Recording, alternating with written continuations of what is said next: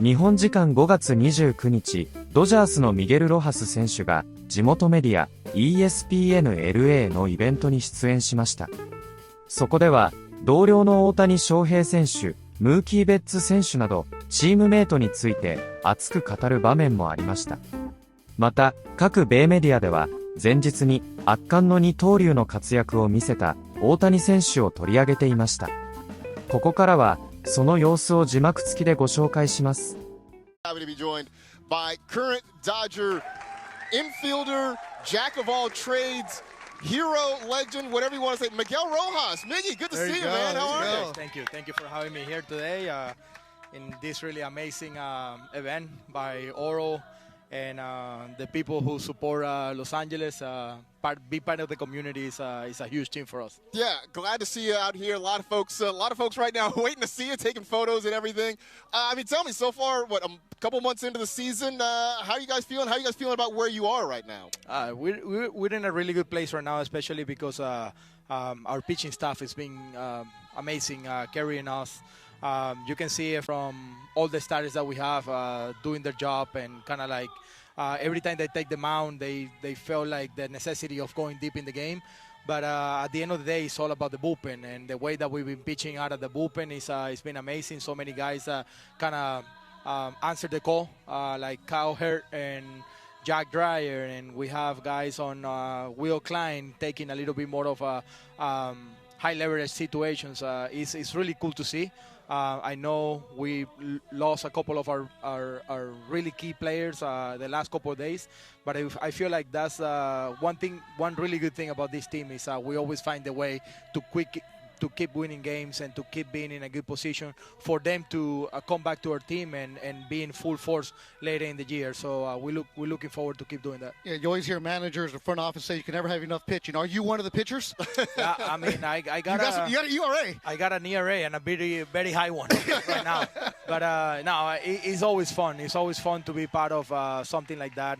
I know the other day I gotta get to close the game when we're winning by 14 runs and whatever, but a lot of people see that as something that it's cool that Miguel Roy is pitching and we're having fun, but no, it's all about saving the bullpen and saving another arm in case that we need to play 18 innings the next day and we need to win another game. So yeah, because there's some people who say that position players should never pitch, like that man right there, our boss.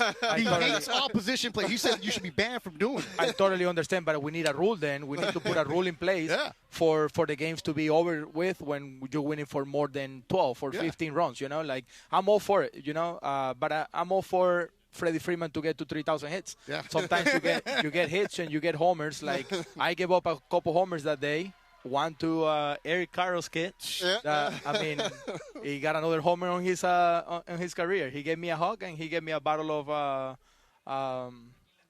no, it wasn't a tequila. It was a scotch. So. It's a dumb question, but how do they figure out who's pitching for the position guys? So I mean, you all know I'm a role guy. Yeah. I'm kind of like a utility infielder. I don't play every single day. You're not gonna see Freddie Freeman or Mookie Betts or any of the regulars playing every single day to pitch. So that's why Kike and I kind of like split the responsibility there. Whenever we have to pitch just to save an inning for the bullpen or something like that, we will do it because first we know how to do it. We've done it before, and I feel like we are the ones who are well equipped to kind of like go out there and just like have fun and not being so hard on ourselves if something bad happened. You know, I just feel like we have the personality to do it, and not everybody can go on the mound and do that when you're not supposed to do. You talk about, you know, obviously Freddie's not going to pitch, Mookie's not going to pitch. We see Shohei pitch, and we watch him from, you know, just from the outside, and we're amazed by what he does. What is it like seeing him up close every day?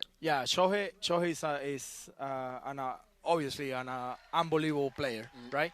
But what it takes to kind of be ready for every single day without, like, he don't want to take off days, you know? Like, he gets really mad when Doc or the organization approach him, hey, how about you're not hitting today? You know, he always take it really personal, you know? Like, he wants to get better for the team every single day. He wants to be out there. He knows that with him in the lineup, we are better. Even though he's struggling at the time or what the situation might be the next couple of days when he pitch or he's going to be sore, that's what I really like it really surprised me about Shohei because I mean the talent and the things that he do on the field, that's something that a player can do. But the preparation, the willingness to kind of do everything for the team, even playing hurt a couple years in the playoff when he dislocated his shoulder and he was able to go out there and be in the lineup for us, that's what kind of like I take from playing with Shohei the last 4 years. So the preparation, the willingness to be the best, and really wanting to like accomplish some new things every single year is what kind of like surprised me about Shohei. You talk about the preparation, the way that these guys don't want to come out of the lineup. Mookie Betts, it's not Mookie Betts anymore. He's in a decline. It's going to happen to players, but he's still better than a lot of the players in the major leagues, yet he's not putting up the numbers that we're so used to with Mookie Betts. Let the people know that Mookie Betts is okay, that he wants it. Mookie Betts one of the players of this game, and he's not done. I just feel like when you have the talent of Mookie Betts, you can really decide what his season is going to be in 70 at-bats, 80 at-bats, you know. 80 at-bats can be 3 bad weeks for a baseball player. Mm-hmm. He's going to get 500 at-bats in a full season, and then we can say something about what his final numbers of the campaign is going to be, you know. Like just for 3 weeks, I will never bet against Mookie Betts because he's one of the hardest workers that I ever met. He's continued to work every single day to get to the point where he's been. I know we all remember Mookie Betts. Mookie Betts, the MVP. Mookie Betts, the guy who hit 40 homers and all that. And he's still Mookie Betts is learning to be a shortstop. And he's been playing really good at short the last couple of years. So we can't really forget how many good things Mookie Betts has done for us the last couple of years. Even though he's been hurt a couple times, maybe his offensive numbers on the power side or on the average side haven't been there, but we are the ones seeing it every single day, and we know how impactful he can be in the lineup. Talk about another guy who's really developed, Andy Pages, man. I mean, he's had a huge season so far. It's been fun to watch him develop first as a defensive player. Now his offense comes around. Talk about just you watching him work every day. Yeah, you see him way more comfortable around the league, around the clubhouse, getting to understand what the league is trying to do to him, how they're going to pitch him. Adjusting on the things that he didn't do well last year. So that's a commitment that I saw Andy Pages did was saying no to his country to play for the WBC just to stay in Arizona and play the full spring training, like a really normal spring training for us that we haven't get in 2 years. So Andy Pages wasn't really fighting for the spot.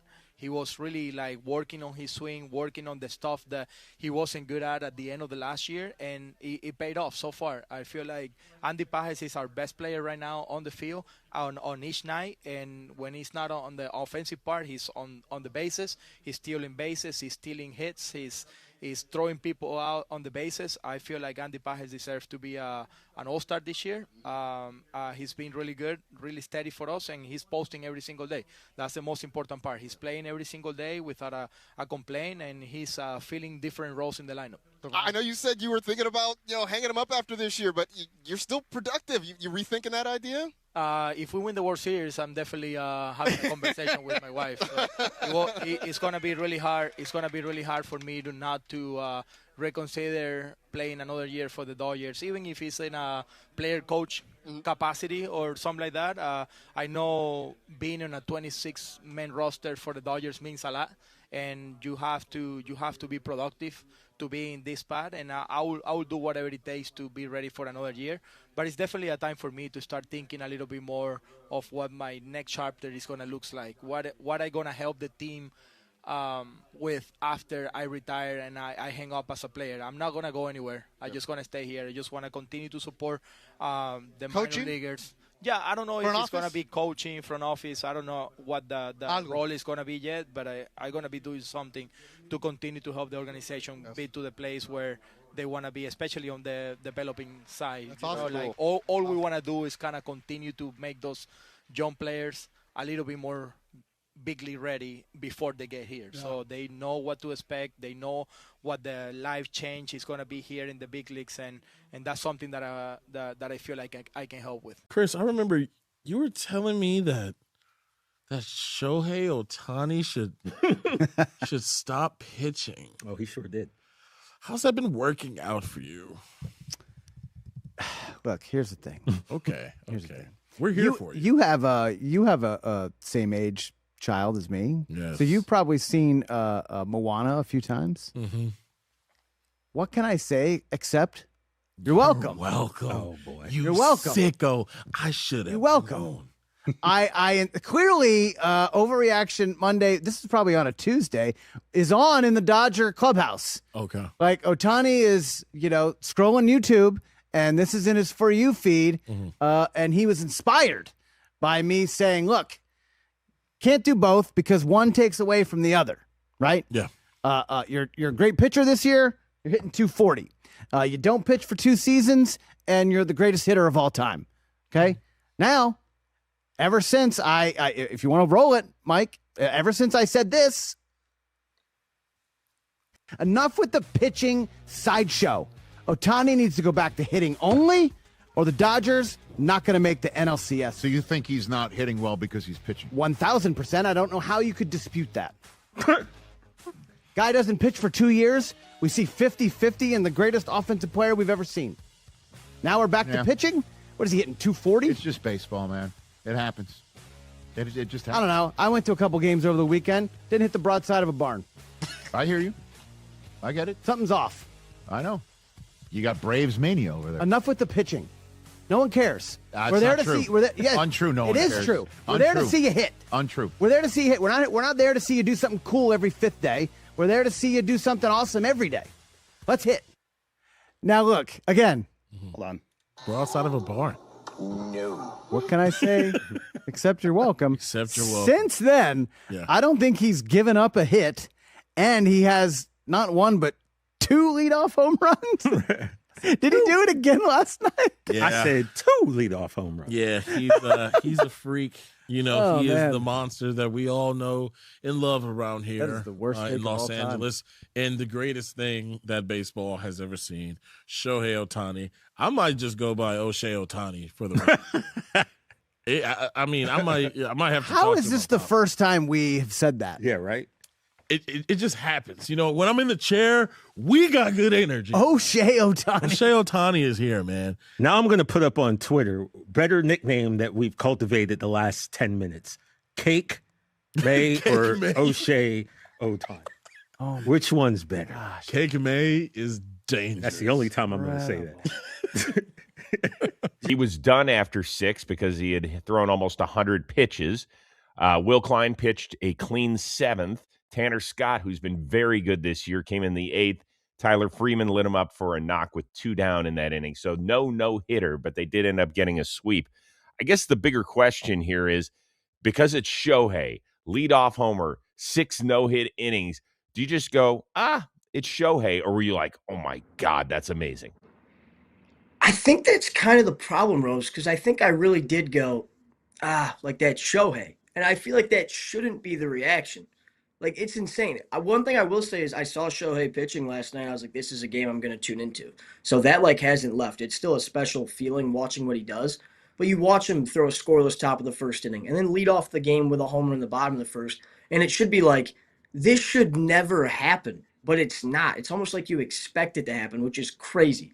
It just says how talented the guy is. Yeah, he goes 6 not only shutty, but 6 no-hit innings against the Rockies to finish off the sweep. This guy truly is, I say it all the time, he's already, to me, the best player of all time. I don't think anybody comes close to Shohei with what he's able to do. But yeah, it's so special, and I don't want to take for granted what he does, because I might never see another player like him in my entire lifetime. So I need to kind of hang on to every single moment of this dude's career. I will take out the word might. You will never see another player like this. It's just not happening. So it was the second straight game in which he led off while pitching with a home run, which is something I don't think we should just take for granted. Like, if you go out and you go watch your local Little League or some sort of 10U tournament this weekend, you'll see that. You'll see that occasionally, just not at the highest level of this sport in the world. And I read this morning as I was getting ready for the show, he is the first person in Major League Baseball history to both lead off a game with a homer and throw 6 no-hit innings at any point in their career, let alone in the same evening. So when that happened, I kind of shook myself and said, I should have appreciated it more while I was watching it on Wednesday night. Yeah, I feel the exact same way. And one thing that I think goes unnoticed or like underappreciated too is just the preparation that he has to do before a game. Like you think about a starting pitcher, you have to know the scouting report of all 9 guys that you're going to face in the game. And then as a hitter, you're studying the starting pitcher you're going to face and also guys that might come out of the bullpen later on. So he's got to think about how he's going to attack the Rockies lineup while also figuring out how he's going to attack Sagano on the mound for the Colorado Rockies. Now, I will say this, and that's a really good point, that while I was watching, I thought to myself, man, even though he hasn't given up a hit, and he did give up a run, I have seen him be significantly sharper this year, right? He walked the season-high 4 guys. He was all over the place. He even admitted later, he said, I would rather give up hits throughout the game because I felt like I could have given the team more than just 6 innings. It was a real struggle for him, even though he didn't give up a hit the entire evening, to get to 6 full innings. And I think maybe that's what I appreciate about him most is that he never seems satisfied with what he's doing while we're all going, whoa, wow, I can't believe it, all this sort of stuff. He's like, yeah, this is part of who I am. And even on a night where I'm supposed to be celebrating because of what I've accomplished, it's still not good enough. Yeah, I think that's what makes the great athletes, is they're never satisfied with their performance. It's never what did I do good today? It's what can I do better? And Shohei's a prime example of that. Yeah, a few other things, just numbers-wise for him. So 9 starts. He's only gone fewer than 6 innings one time this year, which is, I think, really solid for a guy who does all of the heavy lifting he does. He's given up more than 1 earned run in only 1 of those 9 starts. That's why his ERA is still under 1 and hasn't broken 1 all year. And then that was his 22nd career leadoff homer as a Dodger. Even though he's not even 2.5 years into his Chavez-Ravine career, that is already 3rd in franchise history. Mookie's number 1 with 32, and this is his 7th season in Dodger blue. Davey Lopes, rest in peace, just passed away, had 28 leadoff homers, and he spent a full decade with the team. So Shohei, hey, dude, by the end of this year, he might tie me. Who knows? He might. Who knows? Could happen. Could happen. I still don't think he's going to win the Cy Young. I think that there's too much competition in the National League this year. I don't think he's going to end up with enough innings. I mean, yes, it's amazing what Ohtani's doing, but did you see what Christopher Sanchez did in May? He didn't give up a run the whole month of May, right? Chris Sale's right there. We know Skeens is going to figure it out at some point. There's a bunch of candidates this year in the National League. Is he going to win the MVP? Yes, he's going to win. Just go ahead and give it to him. I mean, he's not. There's no one that can beat him because he pitches and hits, and everyone just looks at WAR. Well, you can't replace, or no one's more valuable than a guy who pitches and hits. So just give him the MVP. His numbers are unbelievable, but I don't know that he gets over 150 innings, and that is a low threshold. Sanchez keeps doing what he's doing. For me, he's the favorite. Also, I picked him before the year, so I'm hoping he wins. And the Miz is definitely hitting his stride here. I didn't even mention the Miz or Kyle Harrison. You can throw both those guys in there. Because strikeouts play. Strikeouts play. Kyle Harrison, that's awesome. Like, great. The Miz, I mean, he's 20 strikeouts ahead of the next person. Obviously, we're saying all of this for all these guys continues.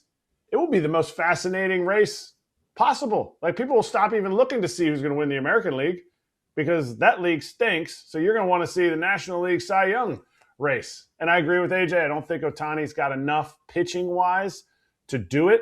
Maybe in another year he could. But again, how are you going to look away from a .9 ERA if that's what he finishes at? Well, easy. Miz might have 270 strikeouts. Christopher Sanchez, if we're going off the same apples to apples, isn't going to give a run up the rest of the year. I mean, I guess it goes to Christopher Sanchez then. But it is going to be amazing. It's awesome to see what he did. He went 6 no-hit.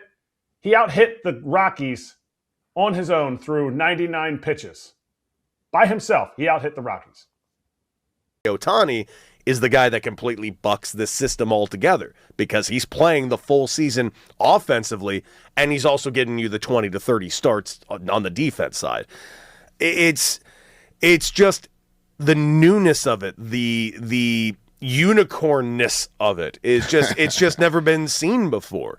And it's amazing to me that he can do it. And by the way, Shohei Ohtani, 6 no-hit innings yesterday, 1 earned run, homered first batter of the game again.